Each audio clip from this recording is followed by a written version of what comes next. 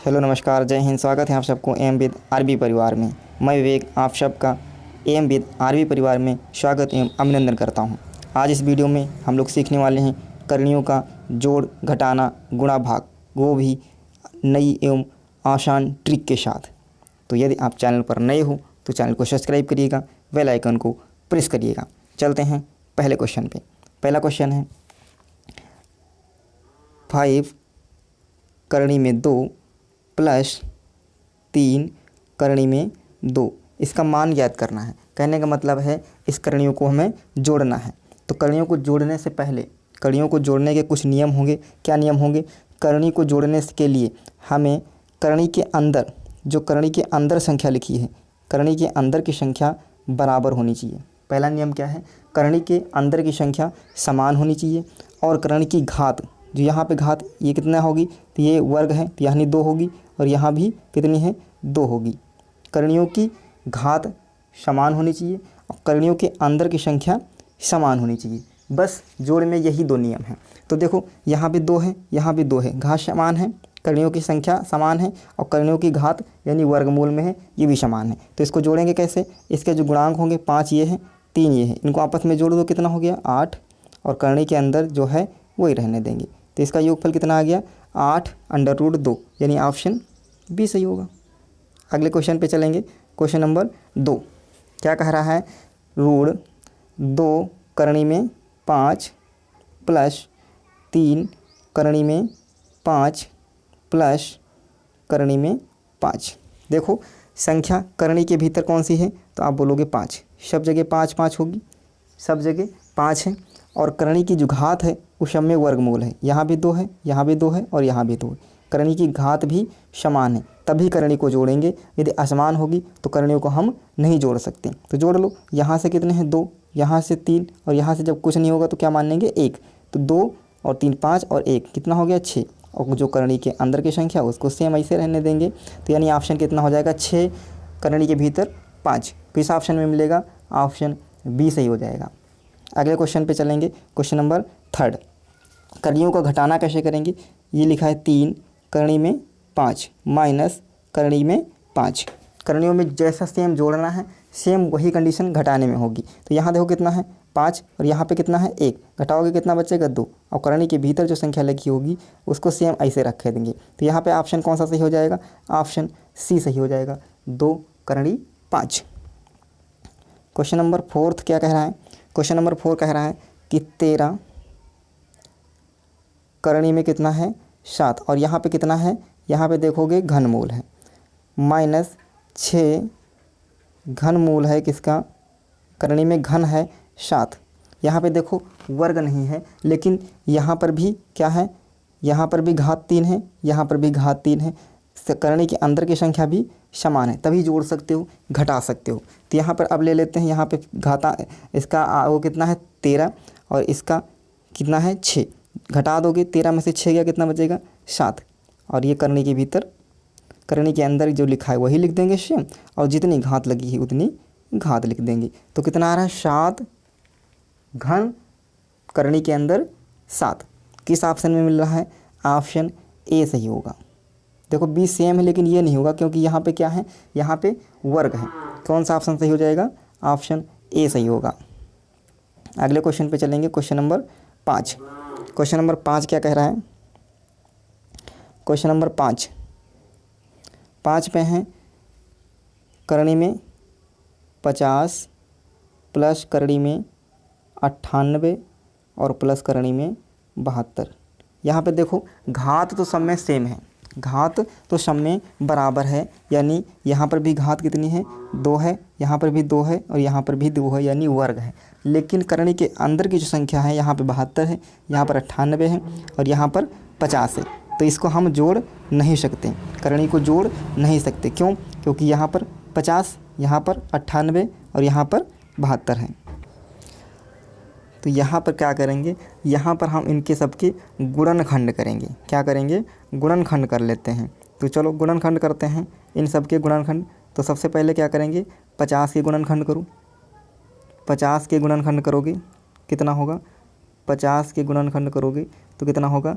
2 गुणे 5 और गुणे 5, यही तो होगा, ये बनेगा, करणी में है।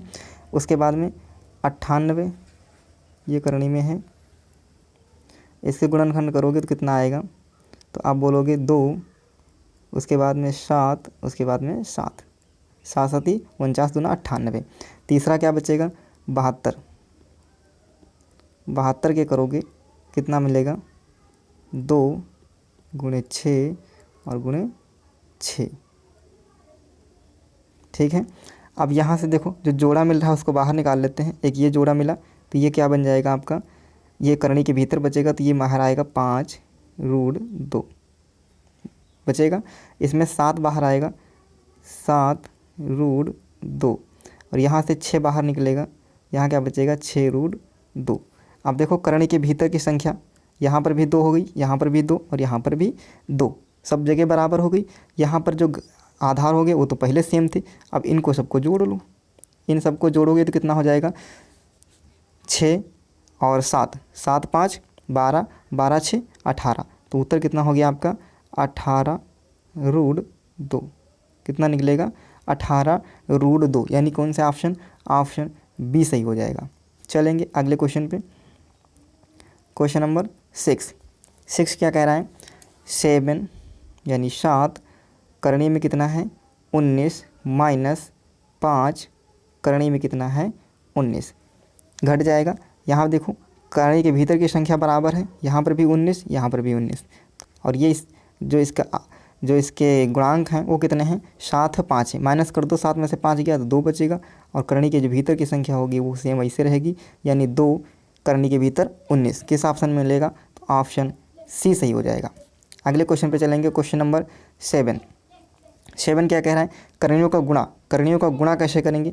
करणियों के गुणा करने में कुछ नहीं देखना, हमें सिर्फ उसकी घात देखनी है, घात बराबर है तो गुणा होगा, घात बराबर नहीं है तो गुणा नहीं होगा। जैसे ये दे रखा है 5 और गुणा कर देते हैं 5 से, यहाँ पर दे दें क्यूब, क्या दे दिए क्यूब, यहाँ पर कितना है वर्ग है, यहाँ पर कितना है क्यूब, तो इसकी हम गुणा नहीं कर सकते, यहाँ पे गुणा नहीं कर सकते। देखो ये घात 4 है और इसकी घात रुग 4 लगा दें, और यहाँ पर रोड में 7 है और यहाँ पर भी हम 5 लगा दें। देखो यहाँ पर ये 5 है, यहाँ पर ये 4 है, गुणा नहीं कर सकते। करणी का गुणा करने के लिए, करणी में गुणा करने के लिए क्या कंडीशन होनी चाहिए, करणी में गुणा करने के लिए हमें क्या कंडीशन होनी चाहिए, यदि ये 5 है और गुणे यहाँ पर तुम कुछ भी लिख दोगे 9, करणी के भीतर की संख्या बराबर हो या ना हो इससे कोई मतलब नहीं, करणी की जो घात होगी वो हमारे बराबर होनी चाहिए। अब इसकी गुणा करोगे कितना आएगा, 9 5 45, तो उत्तर कितना आएगा करणी में 45, सही है, करणी में 45। यहाँ पर करोगे 7 के 5 से करोगे तो 7 5 35, करणी में कितना आ जाएगा 35, यानी ऑप्शन बी सही हो जाएगा। गुणा करने के लिए घात बराबर होना चाहिए, करणी के अंदर की संख्या बराबर हो या ना हो उससे कोई फर्क नहीं पड़ेगा। अगला क्वेश्चन है क्वेश्चन नंबर 8, या क्या देखो क्या कह रहा है, करणी में क्या लिखा है, या घात कितनी है 3, कितनी घातें हैं 3 के अंदर 2 है, गुणे 5, घात कितनी है 3 गुणे 4, यहाँ भी घात कितनी है 3, घात सब जगह बराबर है, घात सब जगह बराबर, यहाँ भी 3, यहाँ पर भी 3, यहाँ पर भी 3। यदि 2 होती, कहीं एक भी घात असमान होगी, वर्ग होता, तो हम उसकी गुणा नहीं कर सकते थे। गुणा करने के लिए घात सब जगह बराबर होनी चाहिए, अंदर की संख्या बराबर हो या ना हो। आप सबकी गुणा मल्टीप्लाई कर लो, तो 4 की मल्टीप्लाई 5 से करोगे, 5 को 20 और 20 को फिर 2 से करोगे तो 40, तो उत्तर कितना आ जाएगा 40, करने के भीतर 40 और ये घात 3, तो किस ऑप्शन में मिलेगा, ऑप्शन बी सही हो जाएगा। क्लियर है। अगले क्वेश्चन पे चलें, क्वेश्चन नंबर 9। क्वेश्चन नंबर 9 क्या है, अब भाग करने की क्या कंडीशन है, भाग करने की भी सेम कंडीशन है जो गुणा करने की कंडीशन है। भाग में भी आपको क्या करना है, भाग में आपको घात ही बराबर देखना है, क्या देखना है, घात ही बराबर देखना है। यहाँ पर देखो 45 लिखा है और इसकी हम जब भाग करें और यहाँ पर लिख दें हम 5 से, तो इसको हम भाग नहीं कर सकते, भाग नहीं कर सकते, क्योंकि यहाँ पे घात कितनी है 3, यहाँ पे घात कितनी है 3 और यहाँ पे घात कितनी है 2। वर्गमूल में घात कितनी होती हैं 2 होती हैं, वहाँ पे लिखो या ना लिखो, वहाँ पे घात कितनी है 2 होंगी और यहाँ पे घात कितनी है 3, तो इसकी हम भाग नहीं कर सकते हैं। भाग करने के लिए आपको क्या करना पड़ेगा, भाग करने के लिए आपको उसकी घात बराबर होनी चाहिए। यदि यहाँ पर 45 2 है तो भाग करने के लिए आपको यहाँ पर यदि 9 लिखा है तो यहाँ पर भी घात 2, यानी ये लिखो या न लिखो घात आपकी समान होनी चाहिए, तभी आप इसको भाग कर पाएंगे। भाग करने के लिए भी घात बराबर होनी चाहिए। तो यहाँ पे देखो कितना लिखा है, यहाँ पे लिखा है 45 और उस पर घात कितनी है 3, यानी और भाग करना है किससे 5 से, और घात कितनी है यहाँ पर भी 3, यानी घात समान है तो हम भाग कर सकते हैं। अब 5 को 45 से भाग करो कितना आएगा, तो आप बोलोगे कितना आएगा, तो आप कहोगे 5 9 45, 9 आएगा और घात कितनी लगा दोगे 3। तो ये आपका उत्तर हो जाएगा, जो किस ऑप्शन में मिलेगा, ऑप्शन बी में, ऑप्शन बी सही हो जाएगा। अगला क्वेश्चन क्या कह रहा है, अगला क्वेश्चन कह रहा है 3/2 प्लस करणी 3। ऐसे सवालों को कैसे हल करेंगे, ऐसे सवालों को इसके संयुग्मी से मल्टीप्लाई करते हैं। क्या करते हैं, इसके संयुग्मी से गुणा करते हैं। तो इसके संयुग्मी देखो नीचे आधार देखेंगे, जो हर होगा इसमें हर काहे का है, तो आप बोलोगे हर प्लस का है। हर काहे का है, तो हर ये है प्लस का, तो इसको ऊपर नीचे किससे गुणा कर देंगे, माइनस से। 2 माइनस रूट 3 नीचे भी गुणा करेंगे और ऊपर भी गुणा करेंगे 2 माइनस रूट 3 से। अब यहाँ देखो ये आपस में एक प्लस का है और एक माइनस का है, तो ये फार्मूला बन गया।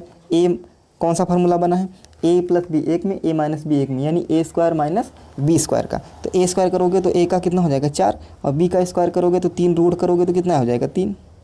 ठीक है, कितना हो गया 3, और 4 में से 3 गया तो कितना बचा, तो आप बोलोगे 1। कितना बचा, तो आप बोलोगे नीचे 1, यानी 4 माइनस 3, और ऊपर कितना बचेगा, इसकी मल्टीप्लाई करोगे तो 6, और यहाँ फिर करोगे तो ये कितना हो जाएगा माइनस का 3 रूट 3। इससे मल्टीप्लाई करोगे तो कितना आएगा 6, और इसको इससे मल्टीप्लाई करोगे तो कितना हो जाएगा 3 रूट 3। ठीक है, 3 रूट 3। अब यहाँ देखो ये ऊपर इसमें 4 में से 3 गया, कितना बचेगा 1, तो नीचे तो पूरा कट जाएगा, 1 ही बचेगा, और ऊपर कितना बचेगा, ऊपर बचेगा 6 माइनस 3 रूट 3। यही आपका उत्तर हो जाएगा, 6 माइनस 3 रूट 3। किस ऑप्शन में दिख रहा है आपको, तो ये ऑप्शन किस ऑप्शन में है, तो आप बोलोगे ऑप्शन बी सही हो जाएगा। किस ऑप्शन में, ऑप्शन बी सही हो जाएगा। तो कैसा लगा आज का सेशन, कमेंट बॉक्स में ज़रूर बताइएगा। मिलते हैं करणी के भाग 2 में कल इसके आगे के जो सवाल होंगे, करणी के संबंधित जो भी सवाल बनेंगे वो हम कल के वीडियो में डिस्कस करेंगे। तब तक के लिए जय हिंद, धन्यवाद।